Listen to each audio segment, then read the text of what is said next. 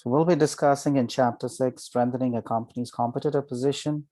So all the strategic moves that are really required by organizations, the timing and the scope of those operations, and when do we think certain strategies work better, and what are the advantages that we might have when a company chooses a particular strategy, and to strengthen its position compared to its competitors and rivals. That's the main focus. So we'll get started here. So the learning objectives for today's class is whether companies can pursue offensive strategies or defensive strategies based on what strengths that they have, what resources they have, and how well they can leverage those resources, and to improve obviously their market position. Even if they're using defensive strategies, the key is to strengthen their market position, to hold their current market position, not to give up ground on their current market share. So you want to strengthen that, consolidate that. So you might use sometimes defensive strategies also to off-put any kind of challenges that you might have from rivals. Sometimes you're having a preemptive defensive strategies to signal to the rivals that you do not focus on us, we are well prepared for it. So if you want to think of attacking, we're not the right candidates to attack, we have our defenses really set up well. So even defensive strategies help us consolidate our position. It's not necessary that organizations must have only offensive strategies to strengthen their position compared to rivals. The second learning objective today we'll discuss whether it's an advantage being a first mover, or like in the case of developing new technologies, introducing products which are disruptive, completely new, and they actually determine the course of how the future products will go. And they are first movers in terms of research and development, in terms of technology development, in terms of introducing innovations to their existing product lines, or sometimes creating products that never existed. So you could have certain first mover advantages because you're creating impressions. And if somebody is already purchasing, if customers are purchasing this new technology, the switching cost to a competitor's product or rival's product is going to be expensive. So you will definitely have first mover advantages because you have a lead in terms of learning. You have a lead in terms of technology maturation. So obviously those are certain advantages, but sometimes it might be counterproductive. You've invested a lot on new technology, new product innovations, and maybe those innovations are too much for customers to use. They're not prepared to use it. They don't find much use of the new technology. Cutting edge technologies sometimes are not that useful.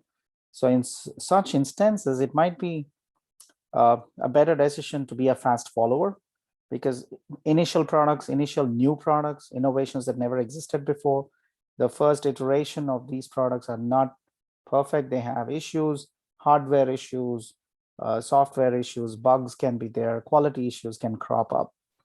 When people start using a new product, completely new innovation, they tend to see difficulties in using it, and there could be quality related issues, functionality, performance issues. So sometimes it might be better off not being the first mover. You just wait, make sure others are doing it before you. And when you come and become a fast follower, you want to do it really well. You have a mature technology. You've taken care of all the problems your rival companies have faced, so that it can be a real advantage being a fast follower. We have a third learning objective today: become aware of the strategic benefits and risks of expanding the horizontal scope. You might actually choose to introduce new products in your existing product line.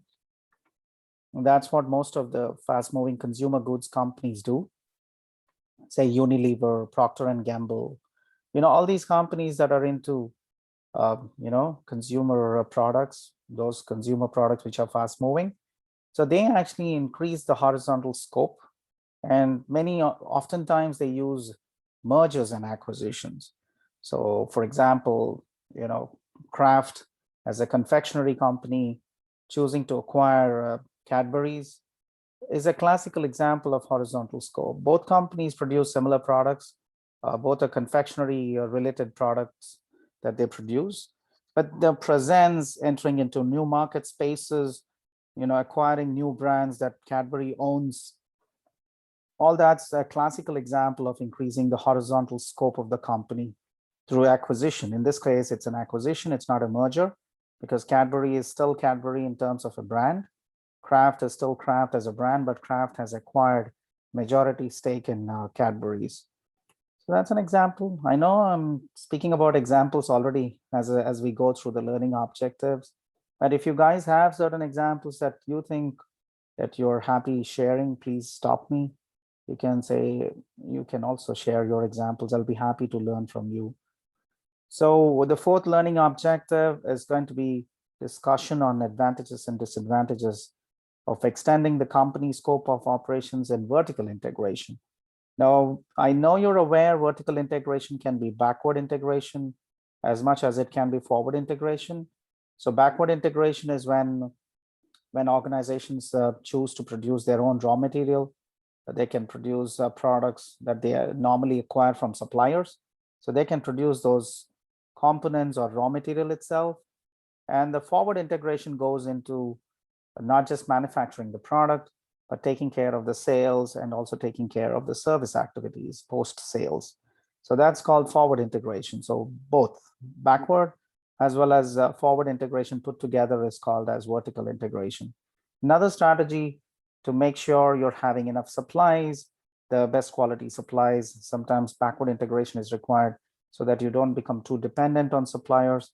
You don't give undue advantage of bargaining capacity of suppliers. You don't want to be at the mercy of these suppliers. Sometimes forward integration can help because you have a better distribution network. You've created the logistics for yourself. So availability of your product is never a question because you take charge of it. So forward integration can be really helpful in that sense. Sometimes quality of service post-sales can suffer. So sometimes your organization might think, let me forward integrate and take care of even the service activities. High investment purchases like automobiles, wherever customers pay a ton of money, you want to make sure that the service is available and the best service is available. So sometimes it's always prudent to think vertical integration or forward integration into sales and support service can work in your favor. We're also going to have another learning objective is becoming aware that conditions that favor framing out certain value chain activities to outside parties. What is meant from this is sometimes outsourcing can be of real help. You can focus on the core activities that bring you the advantage, competitive advantage, and the other activities you could possibly outsource, meaning which you have resources left, you have time left on your side. Your efforts can focus on, say, design elements, creating new products, and focusing on core competences that add value and distinguish you from your rival companies. So outsourcing certain value chain activities can be a possibility, and that's one of the learning objectives for today.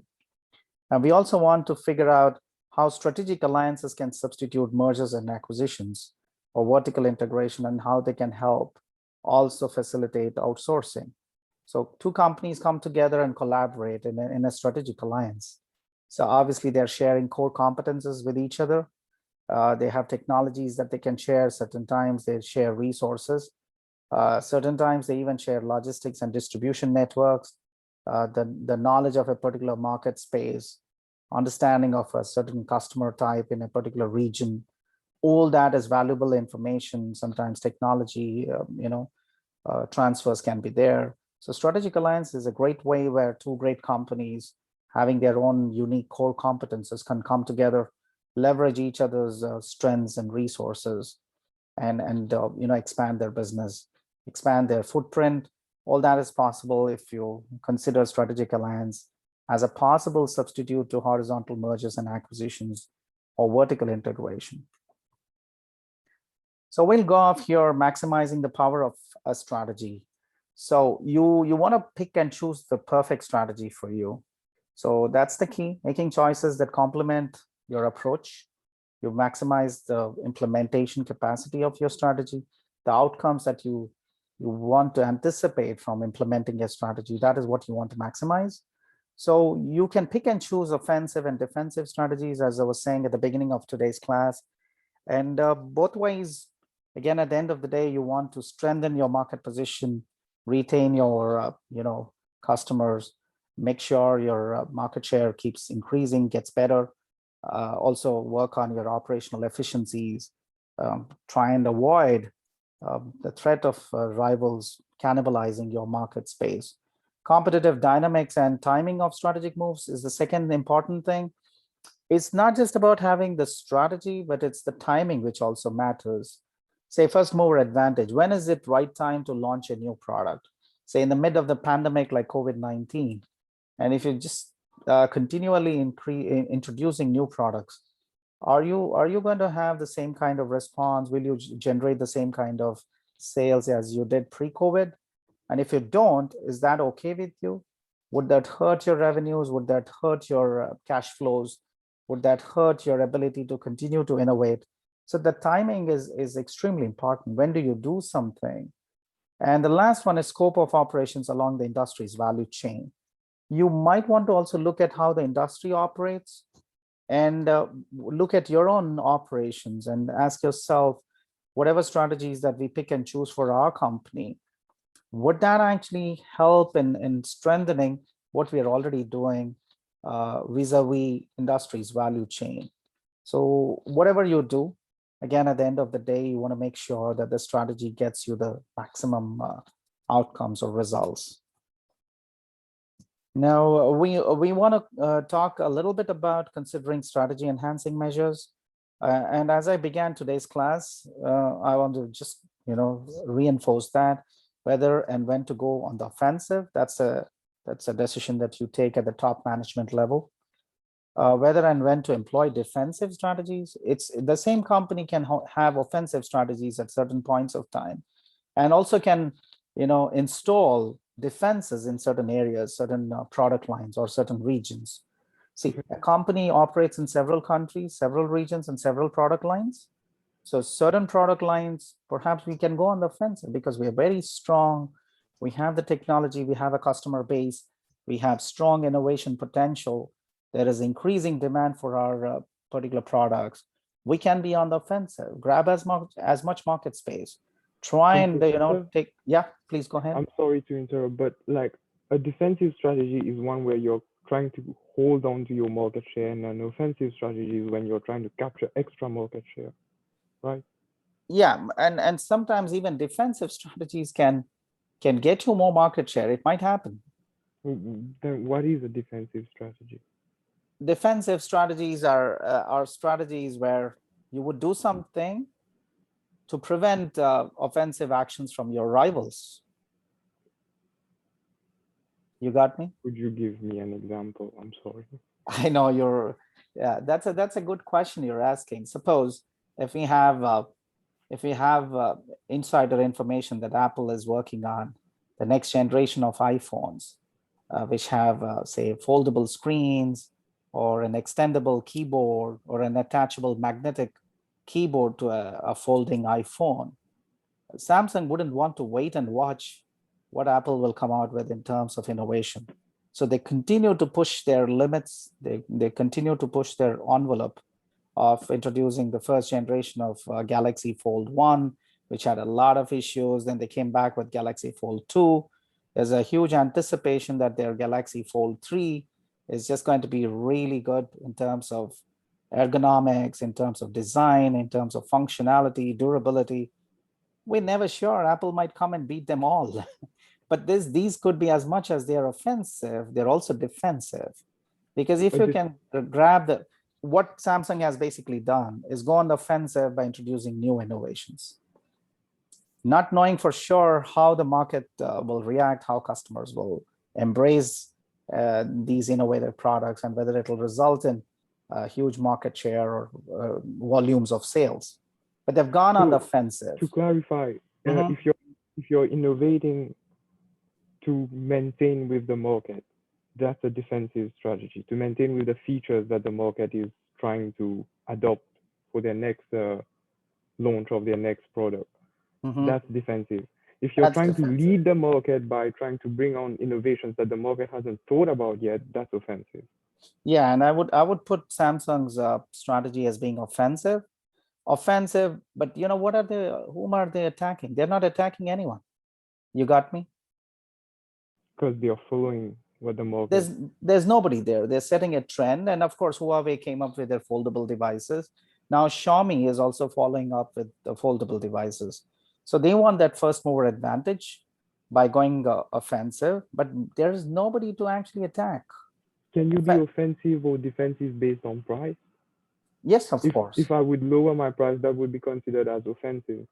If I would lower it below the market average. Of course, it's offensive. I mean, you just want to simply have all your rivals customers switch to your product, right?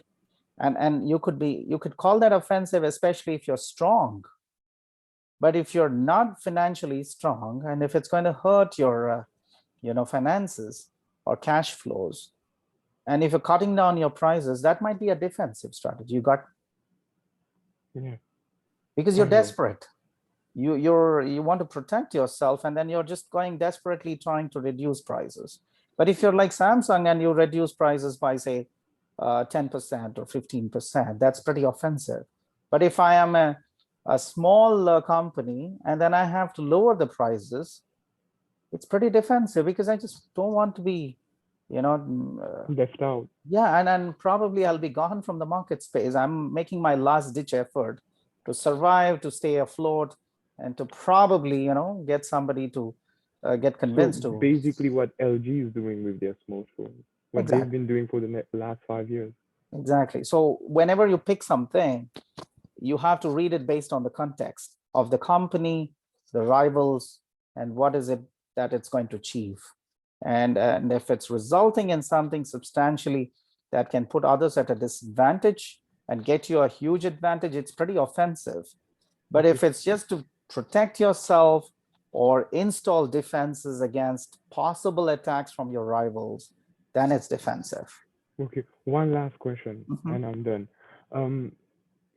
Because we're talking about the smartphone industry and the pricing, what would you categorize Apple's pricing strategy? Because they're basically reducing costs, but not implementing that many features in their phones, but they are just reducing costs and ensuring that their margin is high enough.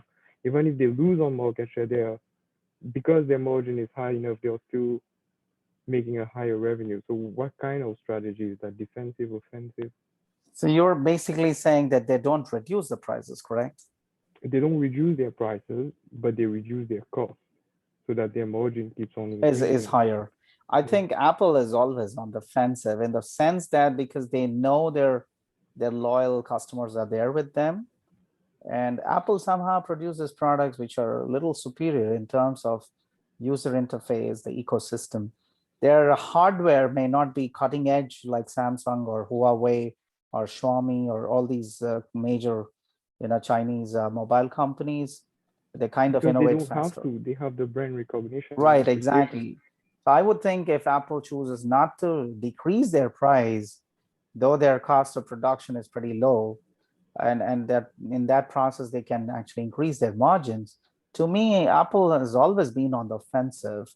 They're offensive to the point that it sometimes baffles me, thinking, how come Apple fanboys, all the loyal Apple customers, don't switch or don't think of switching?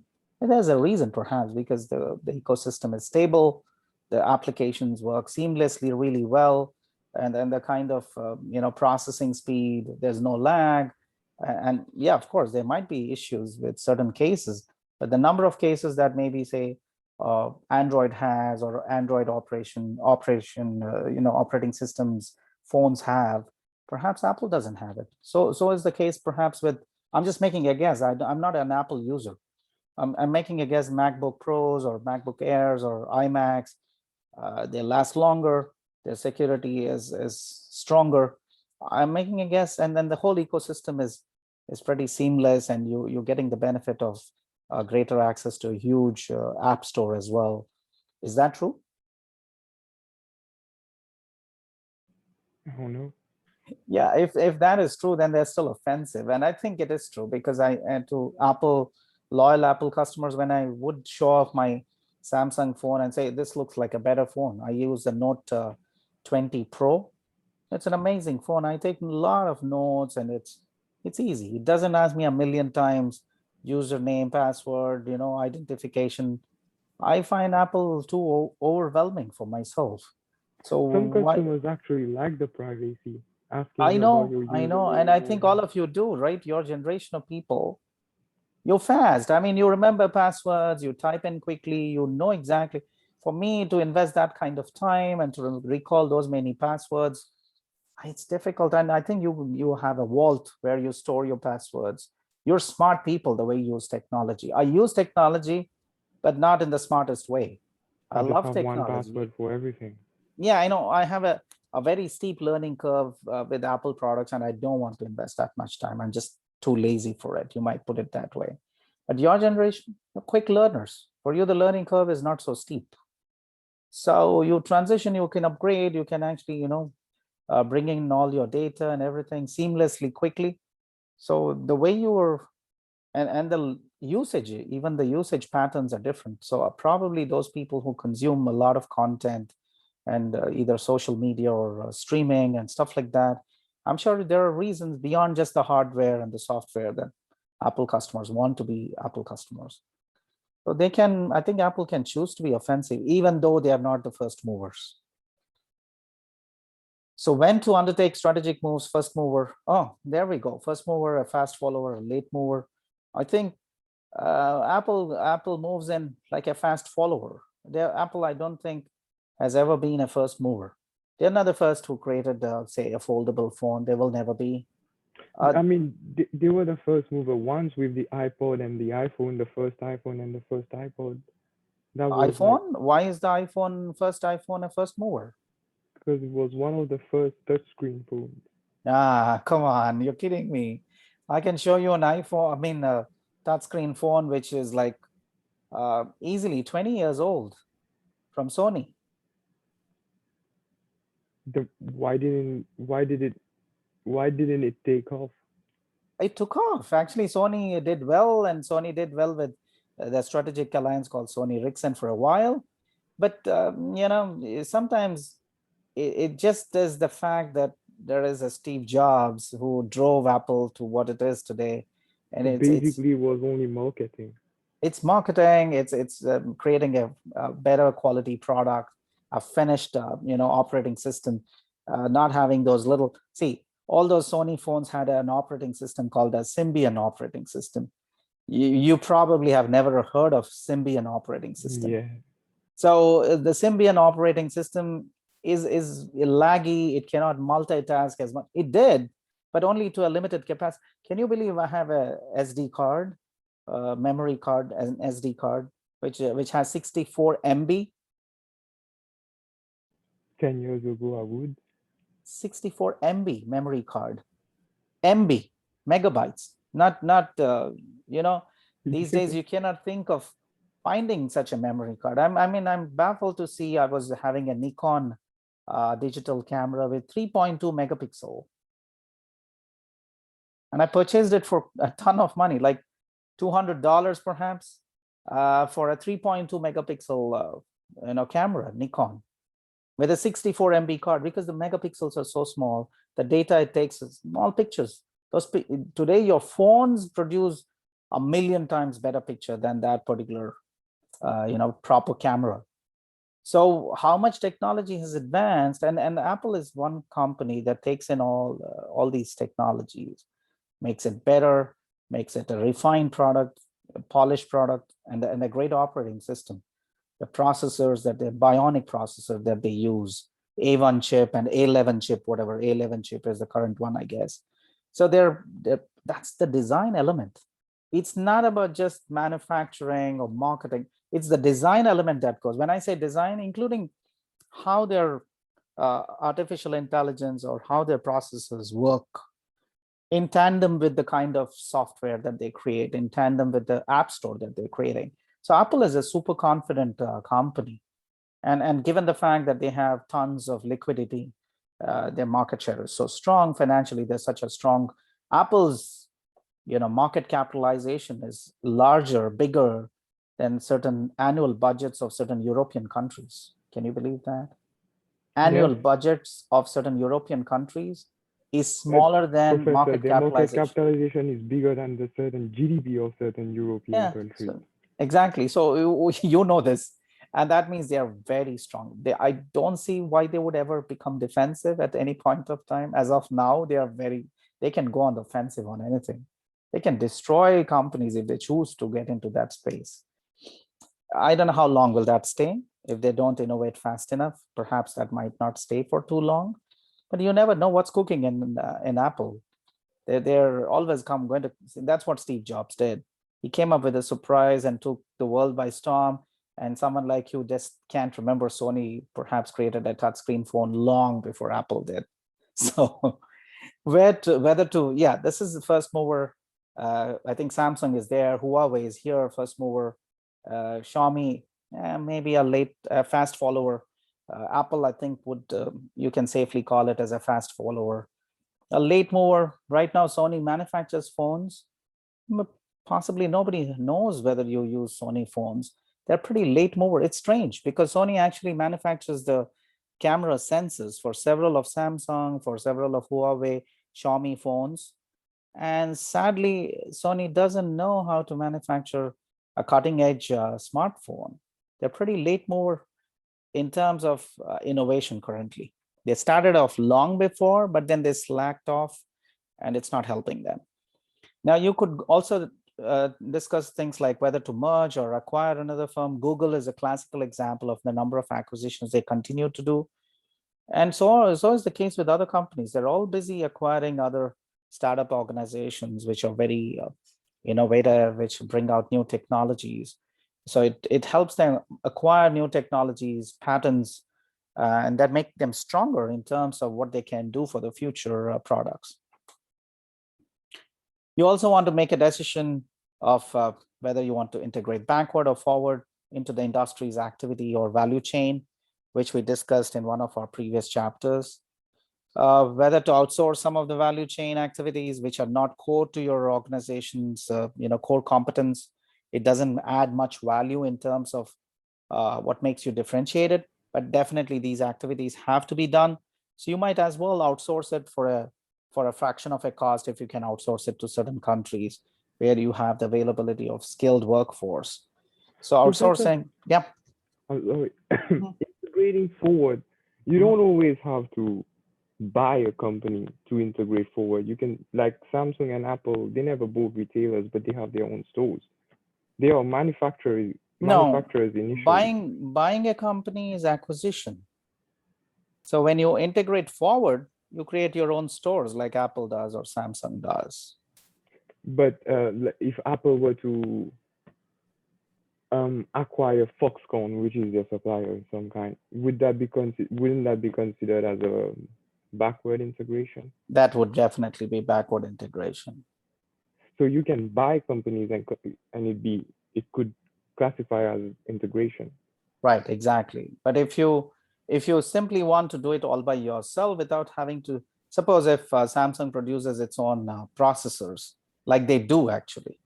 Exynos processors are manufactured by Samsung. So that's a classical example of backward integration, but without any acquisition. You got it? Yeah, thank you. Yeah. I know these are all like they overlap in different ways. You have to think multi-layered for you to begin to understand. But say even Huawei, they manufacture their own processors called as Kirin processors. That's a backward integration. They didn't have to acquire anybody. They're capable of producing their own processors. Samsung uses not just Exynos processors, they use also Snapdragon and Qualcomm processors in certain phones. It's strange. They launch mobile phones in Europe with a different processor, and they launch their mobile phones in the US with a different processor. The same model, but with different processors. Is it because of regulations issues? Not regulations, sometimes supplies are limited. Samsung sells in millions. So sometimes, these processor manufacturing companies, they are actually supplying to not just Samsung, they supply to several other manufacturers, other, technology firms. So there might be short supplies. So Samsung would have said, okay, we can produce our own processors. We might want to make sure that our production demand is not hit by the unavailability of the number of processors that we require. Certain countries, they perhaps are not very particular about the kind of processor as long as the performance is not affected. So they might choose to go to European markets with their own Exynos processor, but they might want to come to US markets where they're competing against Apple in a larger scale. Samsung is very small in comparison to Apple in the US. That's what I realized, ever since I landed here in 2018. Not many people purchase Samsung as much as the kind of loyalty and patronage that Apple enjoys. So in this country, perhaps they want to bring out the best processor, which is not necessarily their own processor. They might use the Snapdragon 855, the latest and the greatest processor for Android devices, so that when they compare Geekbench scores or Antutu scores, the graphic performance, it's actually on par with Apple's newest and greatest iPhone 12 Pro Max, and because in this country, people watch videos, look at reviews. They're very particular about the processing speed, multitasking, 5G connectivity, download speeds, upload speeds, all kinds of things. Customers are completely informed here. And certain countries, maybe that's not a big deal. It just is not going to affect if there is a marginal decrease in the processor speed.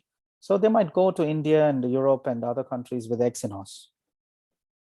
But they're very similar. It's not like they're going to put you at a disadvantage. And maybe there is a differential pricing.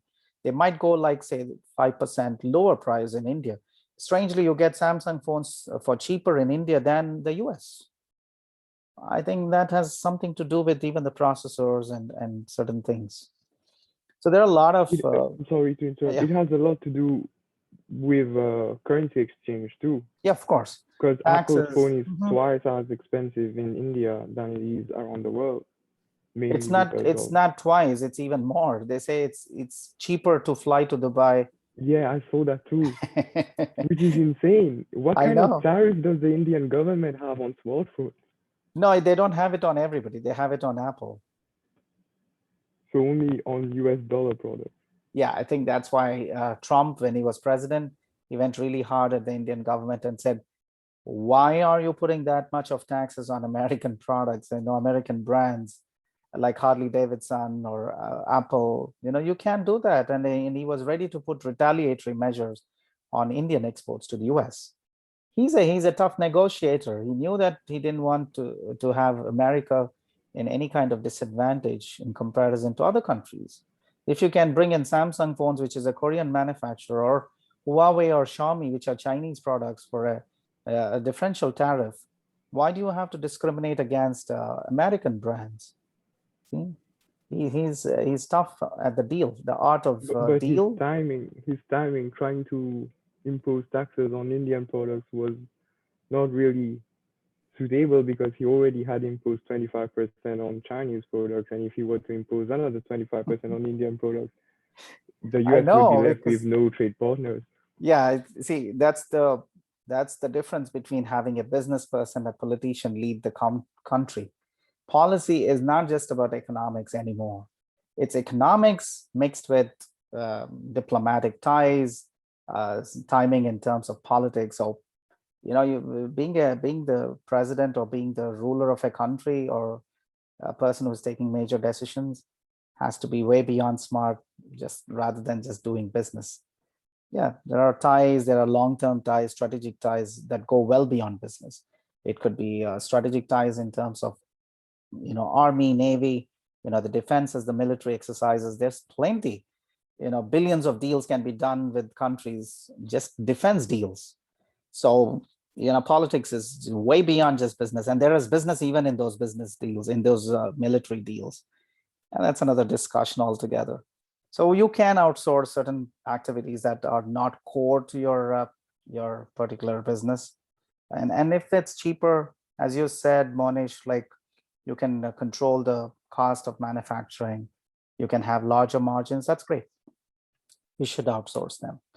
Whether to enter into strategic alliance or partnership arrangements, that purely depends on how much is there if we come together in terms of collaboration or leveraging each other's competences.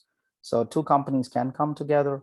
You can have different kinds of partnership arrangements. What is that you're willing to give and take in the process? And if it's a win-win situation, these partnerships, alliances really work.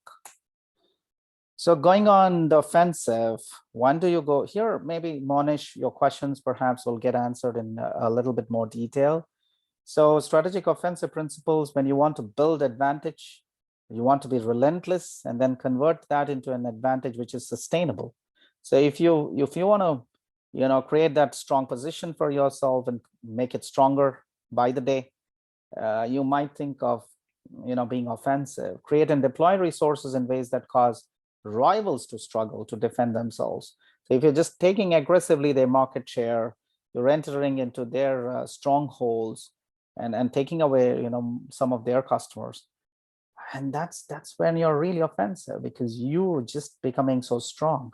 Employ the element of surprise as opposed to doing what rivals expect. That's again offensive.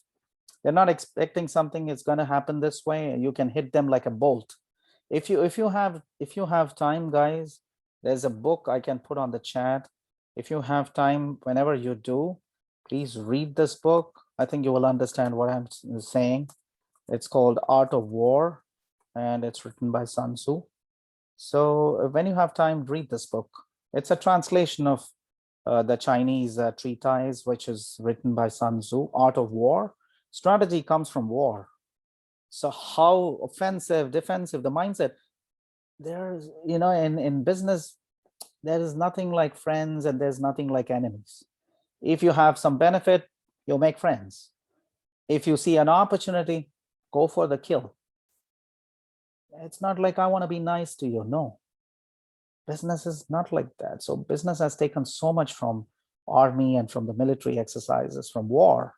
The word strategy itself comes from war. Anyway, so employ the element of surprise, that comes from war again. This is offensive. Display a strong bias for swift, decisive, and overwhelming action to actually overpower your rival companies. That can happen. Choosing the basis of attack. Avoid directly challenging a targeted competitor where it is strongest. Even the attack should not be at the strongest point. You attack them at their weakest link.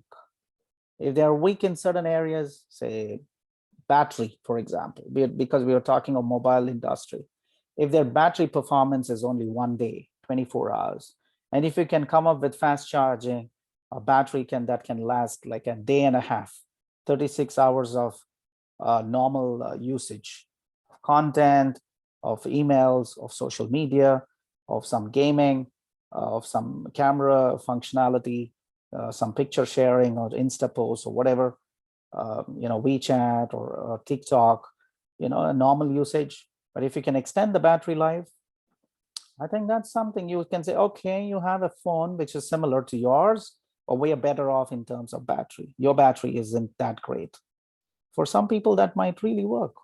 You don't want to be charging your battery if you're outdoor, and you don't want to be charging your battery n number of times all the time. So it happens even with laptops. Business people who are mobile and they have to be traveling all the time, if you can give, say, 12 hours of battery life for your laptops, that's a good deal. And if you can extend that to 14 hours or 17 hours, there are plenty of people who will prefer that. We want portability, we want performance, multitasking, and we want heavy duty software to run. But at the same time, we don't want a battery to drain out just because you give us a 4K display or extremely good sound quality. But we don't want to compromise on battery because we don't want to be plug in all the time. No, we don't want to do that. So you have to attack them at the weakest point, not where they're strong. Use the firm's strongest strategic assets to attack a competitor's weakness. So you use all your strength. It could be, maybe the future warfare will not depend on the kind of navy or ships and aircrafts. It could be perhaps intelligence, artificial intelligence, cyber attacks that can happen. You can disable the opposite rival country's army and navy and air force without having to actually bomb them or attack them physically, because everything is connected through the cloud and through software. You can literally destroy something in a different way. So the attack can be using strategic assets, which doesn't have to be only physical assets. You could use your intellectual asset. You could use your kind of innovations, where, and attack their weakness if you can. I don't know if you're reading news. China's Navy is larger than US Navy right now. So if you see that, you will figure how strong, how fast, how swift they are. And they're just giving a signal to everyone, see, we're not taking anything from you. It's not you who will decide everything that goes on around the world. We are on level playing ground. You've got to engage with us. We can be partners. We can benefit by being together, and we can collaborate. Not necessarily you view us as rivals, as if we are enemies. So I think the signal is loud and clear. And I don't know what's cooking in terms of innovations for strategies to fight against each other. You never know at what level it can happen. The same applies to companies. The offensive may not yield immediate results, but if market rivals are strong competitors, if you're fighting against strong competition, your offensive strategy might not get you immediate results. It might dent them. It might make them more careful. It might get them to counter-react to your offenses. And they might you might draw unnecessary attention to yourself by attacking. So sometimes it is better off to leave your very strong competitors alone. Don't draw attention for unnecessary reasons if you're not capable. But if you are, okay, go on the offensive and attack their weakest points. Be prepared for the threatened competitors. This is what I was saying. They can have a strong counter response. So you've got to be very careful what you do. There are other principles of offensive options. Use a cost-based advantage to attack competitors on the basis of price or value. Could be both. You could say what Apple is doing, it's charging the same price as Samsung, but they give you more value, more durability, more security, more encryption, whatever. BlackBerry used to do that in those days. They said BlackBerry messaging was more encrypted than any other provider, and BlackBerry was doing really great. I don't know does anybody remember BlackBerry? I do. Okay, thank God. Somebody does. I'm speaking BlackBerry and like, no, oh, professor, what are you talking about? So yeah, that's how you can actually use a certain value. Leapfrog rivals as a first adopter of technology or by being first to market with products. I think that's a key. If you can create some product which is extremely new, very innovative, you can leapfrog, but that's like getting into a blue ocean. You don't have too much of competition there. You're creating something exactly completely new. Perhaps you could spend time in investing in R&D, working on new technologies if you want to really leapfrog other competition. Adopt and improve on the good ideas of other firms. I think Apple does that. Use and hit and run guerrilla warfare tactics to grab sales. A lot of companies do this. Those companies that are not actually market leaders, they can have this hit and run guerrilla warfare, and you can grab sales and market share. If you go to India, I think for tariff reasons, Apple is not very strong there. Samsung perhaps is losing ground because of a lot of Chinese mobile manufacturers which have not just hit and run. They started it off that way, but now they have manufacturing locations in India. Say, for example, Xiaomi has a huge manufacturing location in India, and they have a massive market share. OnePlus, another company which does really well in mobile industry. All these companies are very, very strong. Vivo, another company, very strong. India is a huge market. Brazil is a massive market. Indonesia is a huge market. In terms of population that will require to buy mobile phones, connectivity is increasing, customer base is increasing. So you want to grab all these marketplaces, including China, Indonesia, Brazil, India, I think the most populated countries in the world. So why wouldn't you? Then you can focus on Europe and you have it all done. If US market is blocked, if they have sanctions against you, it's not going to hurt you too much. It's 300 million out of a 8 billion population globally, or 9 billion, I don't know what's the number. So there's plenty of markets outside of the US which you can grab. Launch a preemptive strike to secure an advantageous position that rivals cannot easily duplicate. So you could strike and people are not expecting when competitors are not expecting, and you know for sure they cannot do the same thing very quickly. They can possibly, but they'll take time to replicate what you're doing. Choosing which rivals to attack, that's a smart thing. You should. How many of you see each other in this class as rivals? I know you're all good friends, but do you see yourself as rivals also? No.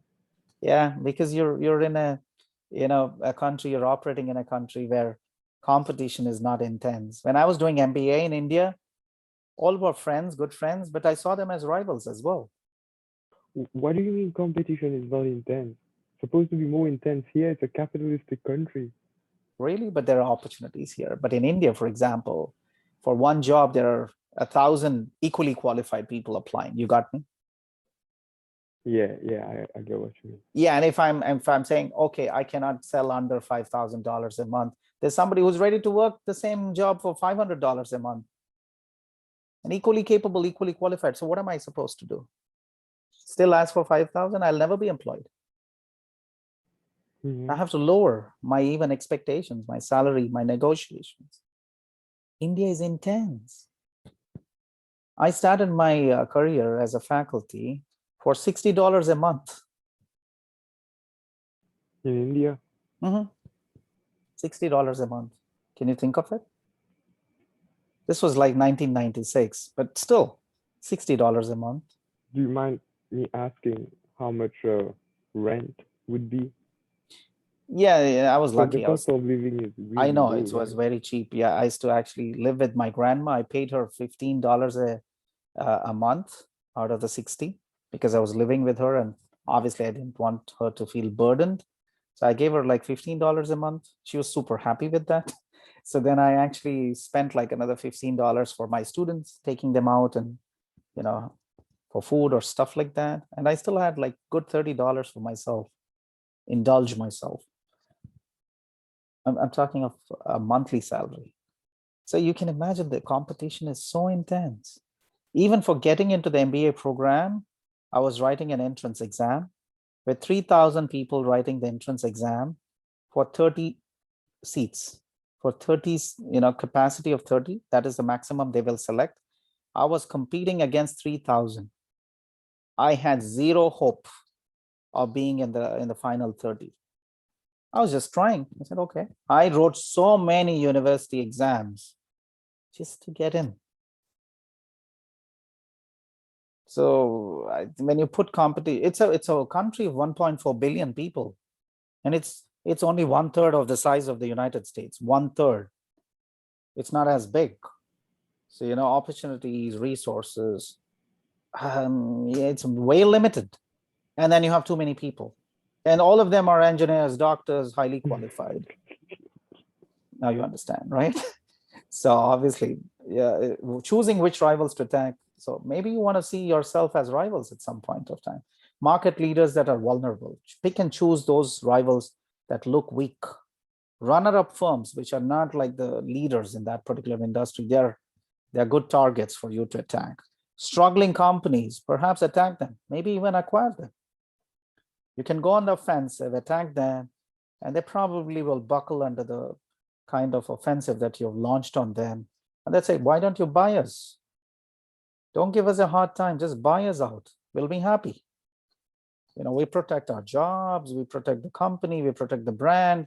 We'll ensure that you take the customers with you, you take the intellectual capital, the technologies, the patents that we have. Just buy us out because we are struggling anyways. Don't give us a hard time. Small local and regional firms, you can go to countries, figure out those small, smart companies. You can attack them and negotiate with them offensively. By the way, acquisitions can be very, very, hostile takeovers can be there.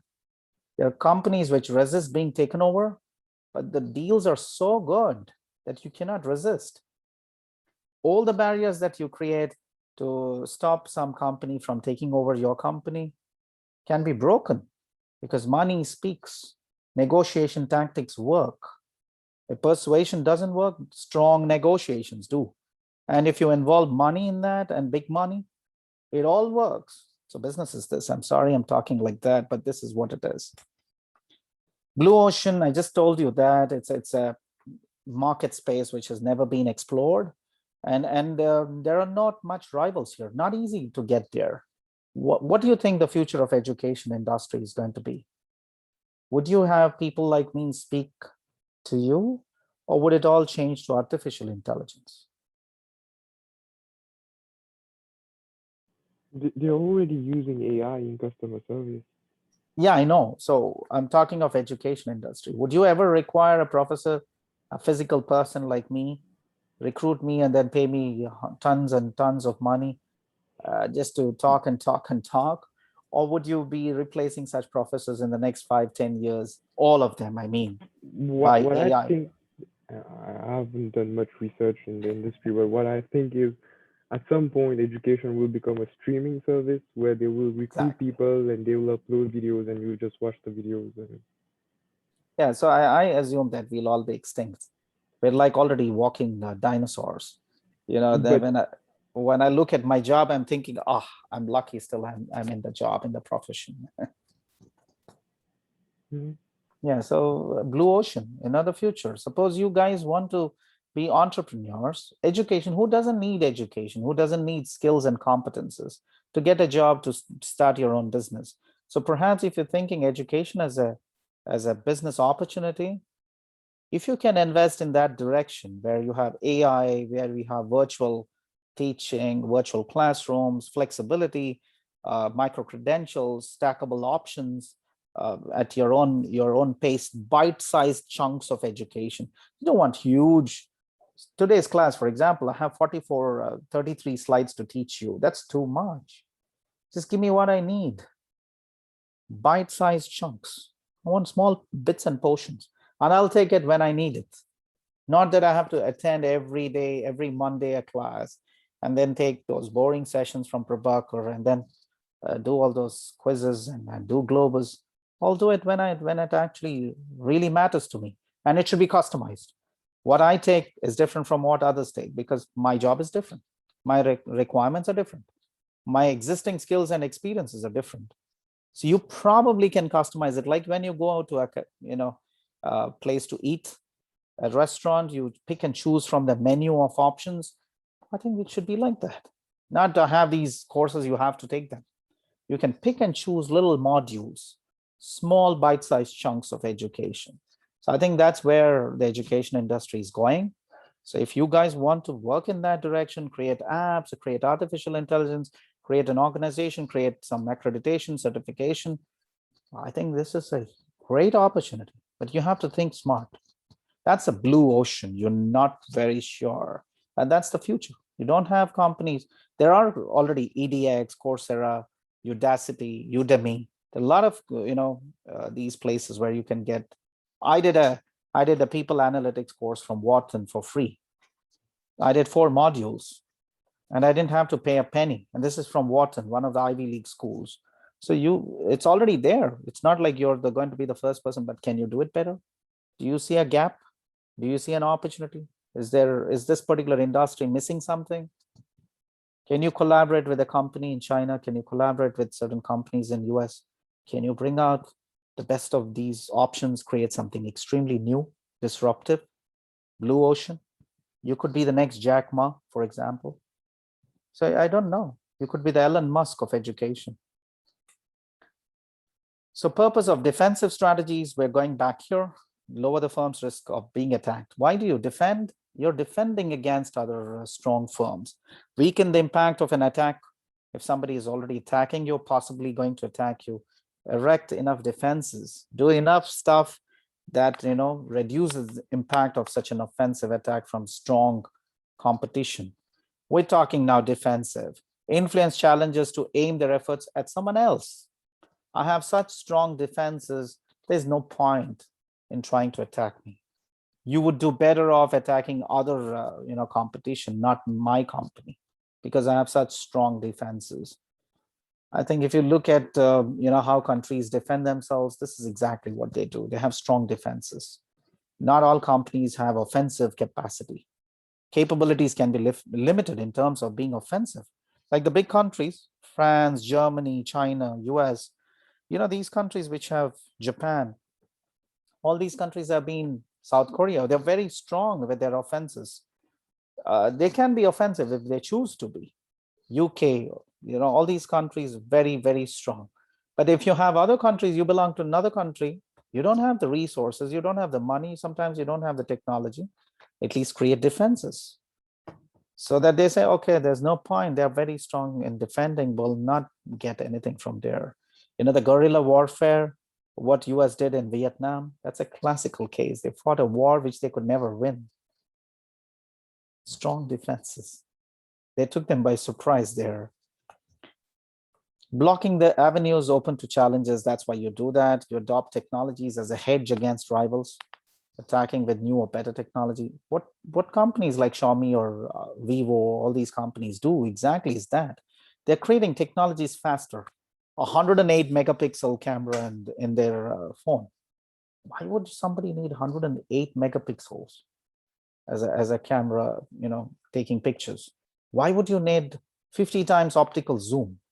10x, 5x, okay, I understand. Why 50x? Why would you zoom so far? So space zoom, they call them as. So you're trying to hedge against rivals. If Apple does something that's extremely innovative, what do we have? What do we try and do to hedge that kind of technology? So maybe camera, maybe the processor, maybe the screen, maybe the OLED screen that you have. I don't know. So you're trying to hedge. These could be defensive as much as they could be offensive. Introduce new features and models to broaden the product lines. I don't know if you see certain companies having 4 or 5 different models. They offer, the entry level, the economy level, the premium level, the extremely high end level. To do that because it could be a possible blocking of avenues. You don't want the other companies to take those smaller niches that you're trying to serve. Maintain economy pricing. Again, this could be defensive. Monish was talking about it at the beginning of the class. Discourage buyers from trying competitors' brands. How could you do that? You could possibly advertise. You could say that we offer the same kind of service, the same kind of features. Why do you have to pay twice that just because it's a brand name? No, you don't have to waste money. So it can happen that way. Television industry, they do that. Have plenty of companies which produce same quality televisions for a much lesser price. Challenge quality and safety of competitors' products. You can do that. You can say, okay, it's not the highest quality, it's not the highest safety.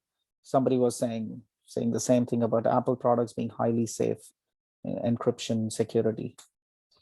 Grant discounts, better terms. Again, this could be defensive to intermediaries, to your channel partners, so that they can sell exclusively your products. So you can have all these kind of blocking avenues for new challengers. Signaling. This is another a nice strategy. You want to make public announcements to say, we are coming up with new technologies, new innovations. We want to make sure we are invested here. You want to send signals to your competitors. All nice ways of, think about it like war. Business is a war. Signaling is an effective defensive strategy. You publicly announce your commitment to maintaining a particular market share. You make announcements that you want to match competitors in terms of price.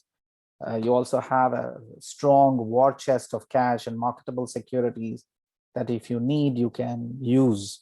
Make a strong counter response to the moves of weaker rivals to create a stronger image that you're having strong defenses. You could use all these signaling strategies to support your defenses. Anybody wants to think about companies that use signaling as a defense? Do you have announcements made by companies that are trying to discourage rival companies to do the same thing?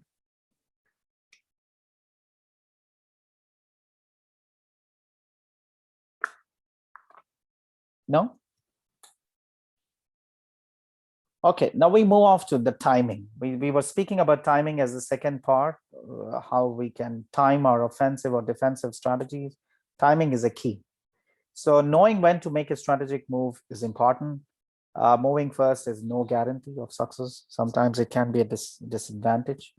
You just moved in too quickly, and maybe you will not get what you wanted. It will not result in sales. It will not result in, say, bigger market share. The risk of moving first can it should be carefully weighted, and you cannot assume that it's going to work in your favor. Conditions that lead to a first mover advantage. When can you have a first mover advantage if you want to be a first mover? When you can build that kind of image, reputation, the branding is possible, and create a loyalty. These are the people. Nokia did that for a long time. That the first mover, they had the best reception quality.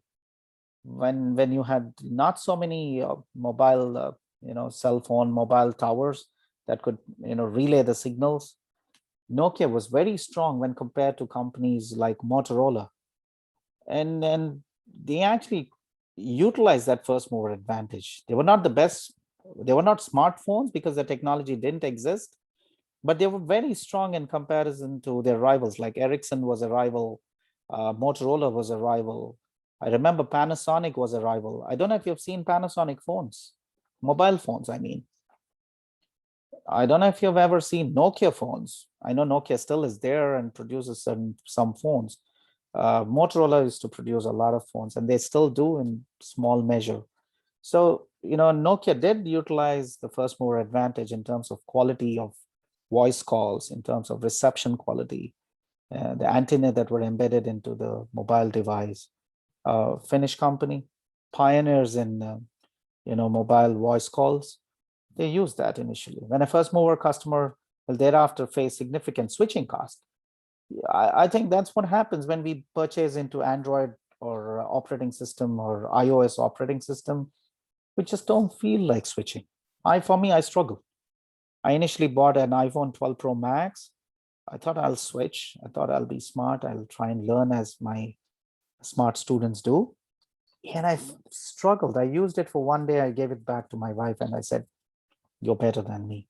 You deserve this iPhone 12 Pro Max. I'll go back to my Android." So switching cost is too much for me. It's not just the actual price. It's the learning curve. It's the ease of use. It's what you've already got used to it. When property rights protection, they can stifle rapid imitation of the initial move. It can be an advantage being a first mover because you have the rights, you have the trademarks, you have the patents. And so for a limited period, maybe 3 years, 4 years, nobody can use that technology.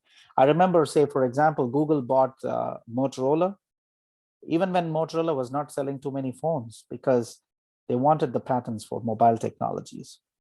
Motorola had tons of patents. So they were not buying them for a number of customers or market share, but they were buying them for the patents.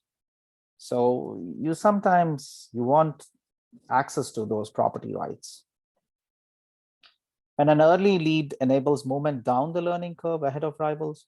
So, for you to have the technology first, and you can make it better the next time around, faster than your rivals, in such case, the first mover advantage is strong.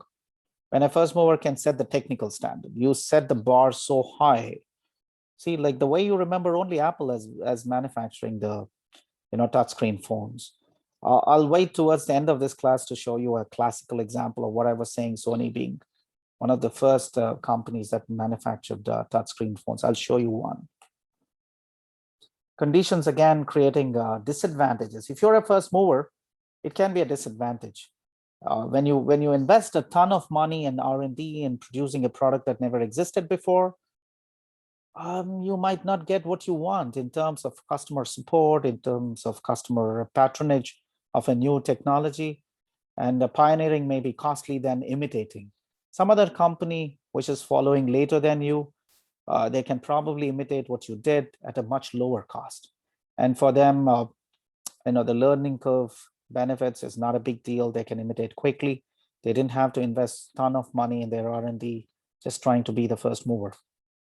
When the products of an innovator are somewhat primitive and do not live to buyer expectations, that can happen. That the risk is always there. You imitate and they don't look that finished product, that they don't look a polished product, and they do not live up to buyer expectations. It just dies off very quickly. Pagers. I don't know how many of you have ever seen a pager. Have you seen a pager? Well, not in real life, but like in movies, yeah. Cool. I'm happy you mentioned movies. I desperately wanted to see a pager. And before I even happened to see a pager, pages were gone. And then I traveled to the US in 2014. And my cousins, two of my cousins, they're both doctors. And I saw them using pager because they were doctors, they were attending to emergency calls. They always had a pager right on their belt or in their waist. They had a little pager which would beep in case of an emergency. It was funny because I'm like, wow, I had to come travel all the way to the US because the pages were not available anywhere. I eventually saw them with doctors who were still using pages, and now they don't. So, and movies, yes, of course, you still get to see some movies, old movies where they have pagers. So they look primitive. They look as if they're only doing one function. They stop, reaching buyer expectations. The whole technology dies, along with which the companies die if they have not, transitioned to new products and new technologies. When rapid market evolution allows fast followers to leapfrog, this is what happens. They can produce the next version of a better product because the market is evolving. There's huge market space. A lot of investors who are willing to invest in that kind of markets or in that kind of products or in those kind of technologies. When market uncertainties make it difficult to figure out what will eventually succeed, sometimes should you be the first mover? Gamification. How many of you would want to take courses that are like a game? You could teach, say, business policy and strategy, but in the form of a game. Would you prefer that? Not Globus, I mean. A game which is more entertaining. I'm sorry to say that. But yeah, like a treasure hunt, or even in the campus, you can go and participate in teams. You can do different tasks. You earn some points that can be redeemed in Starbucks, or that can be redeemed on Amazon, or whatever. Would you like to be part of such a course where it's game, and actually you win and you redeem points and across different stores? It could be in Starbucks, or if it could be in Amazon, it could be on anything else. Would that interest you? Imagine if all of your courses are like that. You're winning points. Would that interest you? Not really. Really? Come on. I thought you would say yes. I have one company which has reached out to me saying that they have gamification of certain courses or modules. I've not still explored how it works, but apparently this is exactly what they do. Perhaps maybe one of my classes, I'll ask him to come and speak and explain what he does. He owns a company that's into gamification, and it's in the education industry. So how do you strengthen a company's market position via scope of operations? So you could do certain activities internally. You could, have a breadth of product and service offerings that can increase. The breadth and scope of service offerings can be increased. That's scope. We are still discussing scope. So what activities will you do internally? You could produce some of the supplies internally, or you could increase the breadth and the product range or service range. You could actually increase the scope by going into new geographic market spaces. Suppose you've never gone into Asian markets. You're an American company operating in North America, Canada, maybe North America, that's it, up to Mexico. But you want to say, okay, let's expand into the Asian markets. That's increasing the scope. Certain businesses, you want to go into another region where you feel the markets are evolving. These are emerging market spaces. The number of customers who are ready to explore these new products or services, that's on the increase. That's where the money is. So you can increase your scope by getting into new geographic markets as well. Size of its competitive footprint on its market or industry, you can simply, suppose the size of the footprint, you can open more stores. You can make your product more available across the country. At the same market or in the industry, you can make your footprint larger. That's what we are talking in terms of scope of operations. You want to strengthen your market position just working on the scope. So horizontal scope, that's what I was talking in the previous slide, is when you choose to increase the range of products or services. Can anybody give an example for this? like where a company has increased its range of products or service segments, and you know, can Apple? anybody, which one? Apple, And why do you think so? because when Apple first started as a company, they were only focusing on like computers, like the Mac, but then they ranged out to like iPhone, AirPods, Air, Home, like all these different segments within the same market. Okay, sounds good. Can you think about, say, a shoe manufacturing company which increased its horizontal scope? Say Nike, for example. Did they do anything to increase their scope? I mean, personally, I don't really know too much about Nike. I know they have like, of course, shoes and sneakers and stuff, but then they also have like leggings, running jackets, and stuff like that. Not just products, have they not integrated into, say, any of these mobile applications which track how much you're running, how much of physical activity that you do, workouts that you register? There are a lot of apps that these companies are involved with, right? True. Including the smartwatches and all kinds of stuff. Don't you think so? Under Armour, for example, they have collaborated with Samsung smart watches.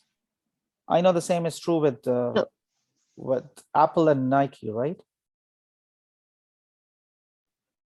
That I don't know too much about that. Okay, so that's what is increasing your horizontal scope. It's in the design of the product.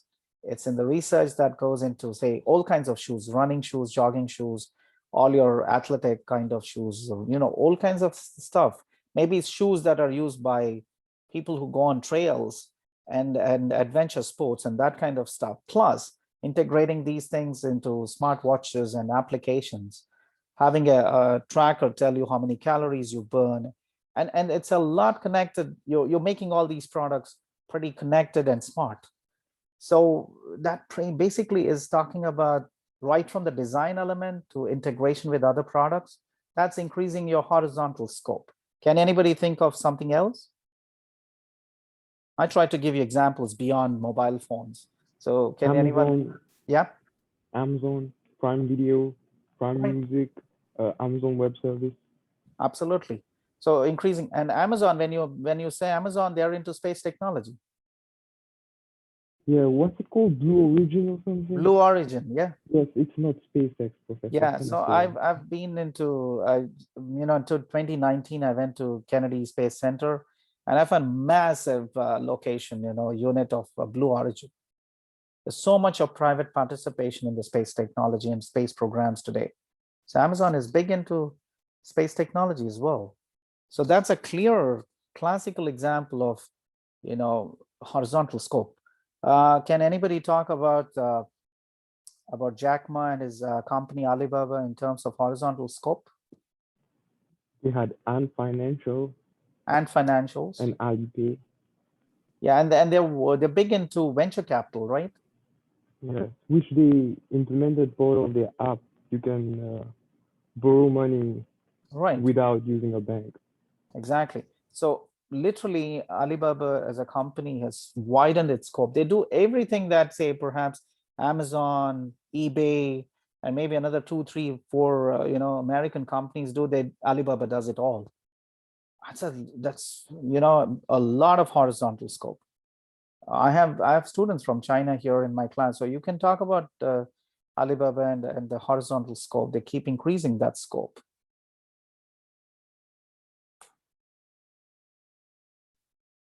Now, vertical scope is when you begin to choose to do some of the value chain activities, as we discussed. You can actually, you can produce your own raw material production, you can do your own final sales, you can do your service activities. That's the vertical scope. Backward and forward integration is the vertical scope. So we'll discuss these. And then, of course, horizontal mergers and acquisition strategies. Mergers is when two companies come together and form one entity. I know a lot of banks and financial institutions do this.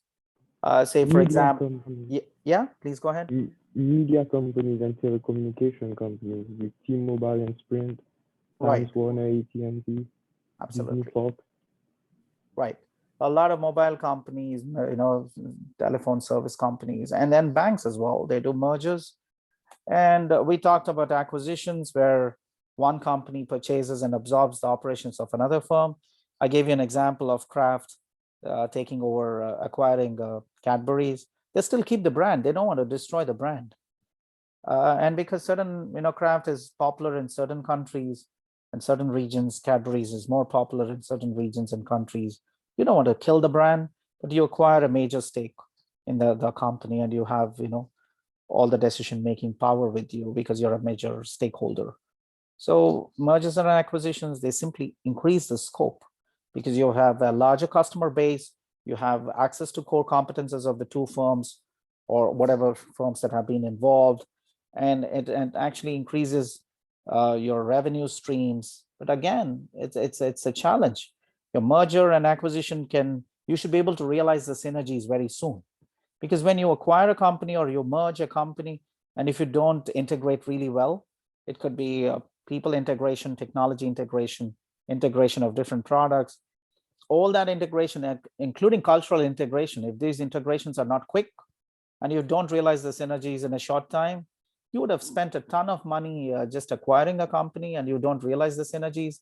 It might be a waste of resources. You might still make losses and you're not in an advantageous position. There are pros and cons for these strategies. Benefits. So what do you benefit? Improving the efficiency of operations. Different product differentiation is possible. Reducing market rivalry because you're bigger, you're stronger. Increasing the firm's bargaining power over suppliers and buyers. Because you're bigger, your horizontal scope has increased. Enhancing its flexibility and dynamic capabilities. You're good in many more things than you were before the acquisition. Strategic outcomes for mergers and acquisitions. You want those synergies. You want larger customer base. You want higher sales. You want higher revenues. You want to make sure you're available in more places, more regions. So all those are benefits that you want.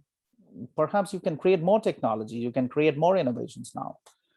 So increasing the firm's scale of operations, market share, as I mentioned, expanding the coverage. You're not just now in one region, you have more than one region now because you have the acquisition or a merger. You can extend. I know of UA Exchange acquiring, say, Travelex.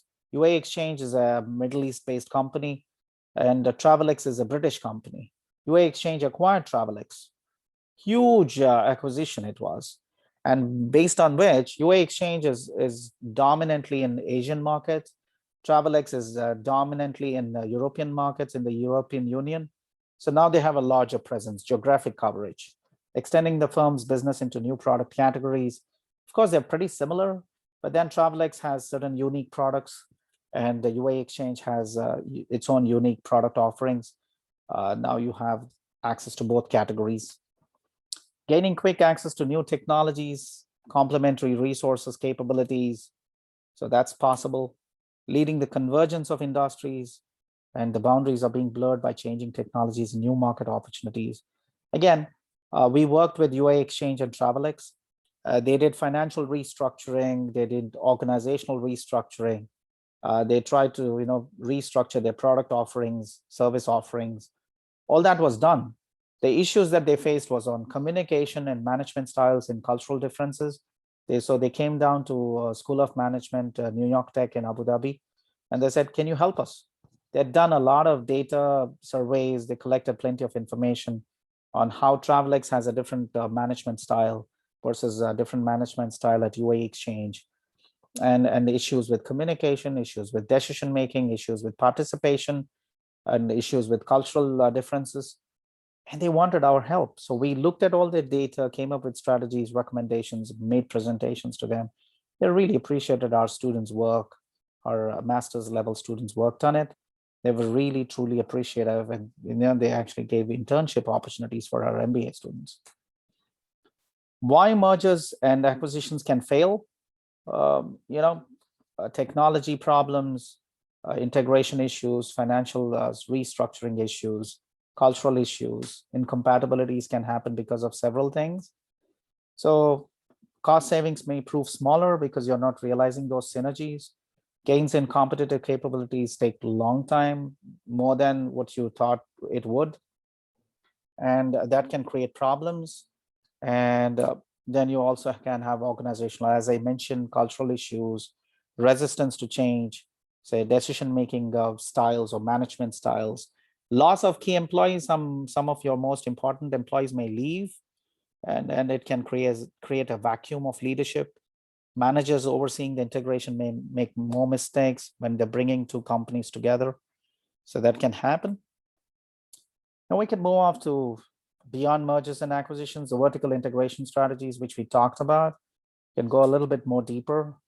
Vertical integration, you can look at all the value chain activities that you have, and it can go into supplies backward, it can go forward into end users of the products, it could go into sales and services.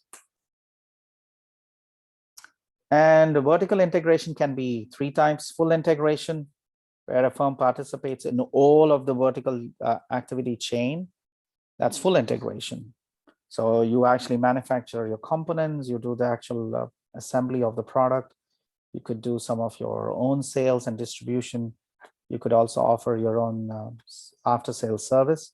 Partial integration, you can do selected stages of the vertical chain. You could actually build your capacity to work on certain value chain activities.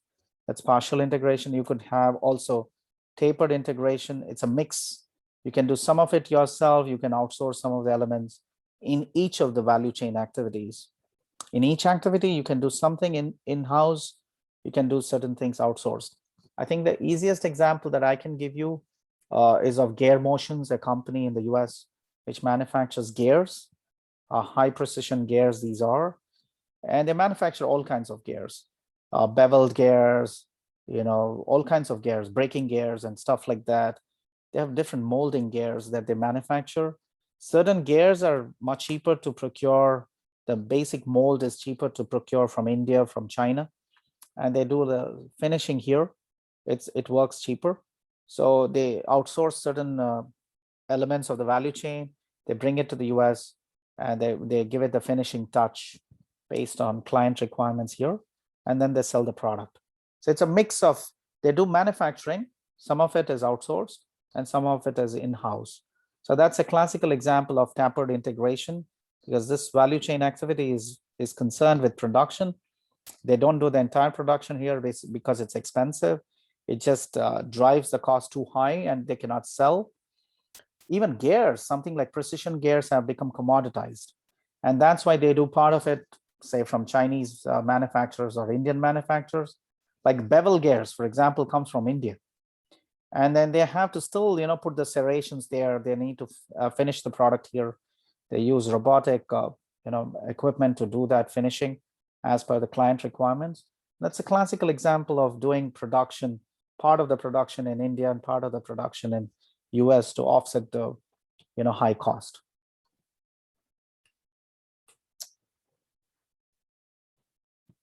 Then you can integrate backwards. That's what we were saying. You could do some of the supplies production so that you don't lose, your supplies. That's the key.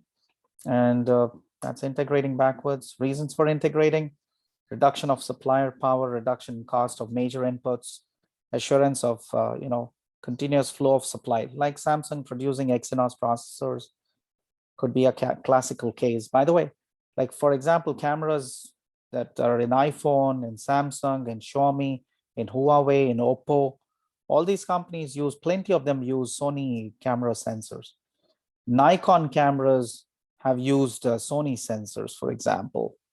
And, if that be the case, sometimes these companies can go off and depend on Bayer. Bayer also manufactures, Bayer is a German company, or they could go to Hasselblad, or they could also go to, say, for example, Leica, to manufacture their camera modules and sensors. If all that doesn't work, sometimes they may manufacture, so Samsung sometimes manufactures their own camera sensors. So all that, these are reasons why you think you might integrate backward, because you don't want to depend on one supplier or just few suppliers, and you don't want to disrupt your production. Forward, again, your channel, your logistics, how you sell, And that's very important, because if you depend on certain, if you get into China, for example, how do you reach such a large country, every nook and corner? How do you sell in every part of China? You need a strong distribution channel network. So perhaps you might partner with some company there and you might want to sell fast. But if that's expensive, you might start your own stores like Apple does, right? And to get better access, to give great service. So, and then to look differentiated, to reinforce your brand awareness. Apple Store in New York, Apple Store in Dubai are pretty much the same. The way it's laid out, the design, the branding, everything is exactly the same. So that brand awareness can be done if you take care of your distribution networks as well. Outsourcing, we spoke about outsourcing briefly. Again, as I said, some of the elements, say, for example, many hospitals in the US, because there's hundreds and thousands of patients who come do the MRI scans when they visit hospitals and they do the scanning. And it's time consuming to read through all these reports and scanning reports. So these hospitals, which have tons of patients come in and do scans, they send them across back to India, where doctors in India help them read the reports, make their assessments, initial assessments, and send them back here. So outsourcing can be done not just in software industry or IT industry. Outsourcing can be done in the healthcare industry as well. I'm giving you a classical example of how transcriptionists, you have medical transcriptions. So when you visit a doctor or a healthcare service provider, they give you a transcription, right? They give you a prescription.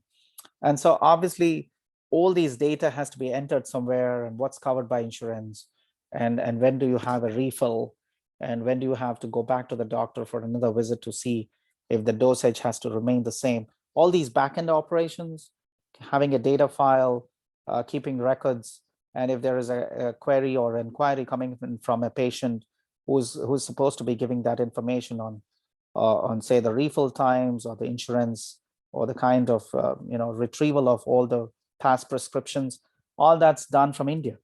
Medical transcriptionists, the coding is all done in India, and the codes keep changing because new diseases come, new protocols happen, new treatment protocols are coming in place. So the codes that are used is always dynamic, and there is training sessions given by American specialists to Indian partners in India regarding the new codes that are being implemented in the US.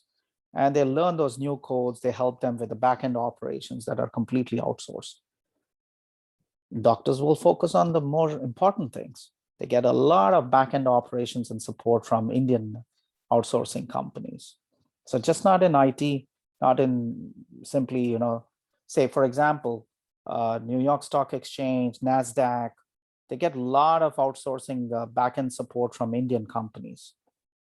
So I can give you hundreds of examples like that. IBM, they have 80% of their operations across the globe, and plenty of it is coming from India. And they have plenty of outsourcing done with some industry partners in India as well. IBM holds a lot of activity themselves, but they're also outsourcing some of their activities which they think is not core, and they can outsource without compromising on proprietary knowledge. They can outsource. Involves framing out value chain activities to outside vendors. They could be from Philippines, they could be from Nigeria, they could be from Vietnam, Thailand, India. They could be from all these emerging markets where it's much cheaper to get highly skilled engineers who can help you with your work.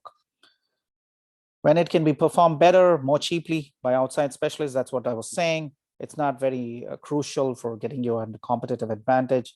It's not part of your core competence. It improves your flexibility, speed, and time to market. You can see if you're operating with outsourcing activities, say customer relationship management from India, from UK, from Nigeria, from say Thailand, and Indonesia, for example. Then you have 24/7 customer support because they're all in different time zones. In India, these companies work 24/7. They work 3 shifts a day. Software companies, IT-enabled services companies that service clients in Europe and that service clients in the US, are working three shifts a day. So there are 3 shifts. So it's UK shift, it's US shift, and it's Asia shift. So they're working with their clients 24/7. So it improves flexibility, speed, and time to market, and the kind of service that you can afford to your customers. You can reduce risk due to new technology and buyer preference. If the technology changes, if the coding changes, you don't have to do it all by yourself. Your outsourcing company will take care of it. Assembles diverse kinds of expertise quickly, efficiently, allows the firms to concentrate on design, core services, creating innovations. Say, you have your workforce concentrate on the more important things, and you can leverage key resources and do even better because you're not, your resources are not fragmented doing the peripheral activities. And of course, the cost, it's much cheaper. Nigeria is emerging like that as a big market space for outsourcing IT-enabled services as well. So is the case with, say, Philippines. They're very, very strong. Then we can move off to the last leg of this chapter, which is strategic alliance. 2 companies can come together to form a strategic alliance to work on certain new technologies. You can have core common purposes that you can work on. Say, for example, if General Motor comes into collaboration with, say, Nissan, it's one American company working in collaboration with a Japanese firm to come and share their technologies to create something like what Elon Musk or what BMW have done in terms of hybrid cell cars. So you could do that. You can have 2 companies come together. General Electric coming in contact with, say, other automotive companies to work on technologies that go into manufacturing aircraft engines. General Electric is invested into manufacturing aircraft engines. So obviously, they can benefit from any kind of strategic alliance to learn and to create new technologies which support innovations in manufacturing aircraft engines. Joint ventures can happen when 2 companies can come together, form a different entity, completely different entity, and that's what we call as a joint venture. Say, for example, Sony Ericsson, because we were talking of mobile industry, Sony Ericsson was a classical example of joint venture that lasted for like 10 years. Sony still was Sony. The Swedish company Ericsson was still Ericsson, but Sony Ericsson was another entity which was manufacturing phones. So Sony gave them inputs in cameras and video inputs, all that kind of technologies, where Ericsson, the Swedish company, was giving mobile technologies, the patents that they had. It lasted for 10 years, it failed. Because maybe incompatibility due to management styles. One is a Japanese firm, one is a Swedish firm, and perhaps even marketing, as Monish was talking about, how companies can fail if they fail in marketing. Why do we actually create an alliance? And what is that that makes an alliance strategic? If it helps build, sustain, enhance core competences or competitive advantage, then you say it's very strategic. It helps block a competitive threat. It increases the bargaining power of the alliance itself or suppliers or buyers. It helps open new market opportunities, or it mitigates a significant risk to a firm's business. So all that, if an alliance creates these kind of avenues for you, you can then safely call it as being strategic. How are the advantages? It promises new technologies, new products like Sony Ericsson's case. They can overcome deficits in technical manufacturing expertise because you're bringing 2 companies together to share those expert knowledge. They bring together smart people, new skill sets. They improve supply chain efficiencies. They can help partners allocate venture risk sharing, and they allow firms to gain economies of scale. That can happen with a strategic alliance and provide new market access. I can give an example of, say, a company, a conglomerate in Abu Dhabi, in the United Arab Emirates. It's called Masdar. Masdar is a classical example of strategic alliance. It's a conglomerate. It's a combination of several companies, German companies, US-based companies, educational institutions, research-based companies that work like one entity called Masdar. It's if you happen to have time, please research Masdar. It's incredible. MIT operates there. German companies like Siemens operate there, and they create new cutting edge technologies in renewable energies. They work in a lot of renewable energy projects across the globe, in Africa, in the US, in India, in Far East. They work in several countries, installing renewable energy, options. It could be wind energy, solar energy, tidal energy, all kinds of renewable energy sources to reduce the carbon footprint. And these new technologies are developed by a strategic alliance of plenty. ABB, Asia Brown Boveri is there, Siemens is there, all kinds of companies, MIT is there. So plenty of these companies come together to work on creating innovations in renewable energies. And that all happens because of a strategic alliance called Masdar. It's a smart city in Abu Dhabi. And every possible company is out there. So we can move on. So how do we capture the benefits of a strategic alliance? You have to be careful in picking up a partner, be sensitive to cultural differences between the partners, recognize that alliance must benefit both sides. It must be a win-win strategy, adjusting the agreement over time to fit new circumstances, structure the decision-making so that you're pragmatic, you're driven by action, ensure both parties keep their commitments. Obviously, otherwise alliances will not work. So a solid foundation has to be there. Due diligence must be there, and fine tuning must be there. A lot of trust must be there. And you want to make sure that your intellectual property is not stolen. So the trust elements, the protection, and the legislation, all that must be in place.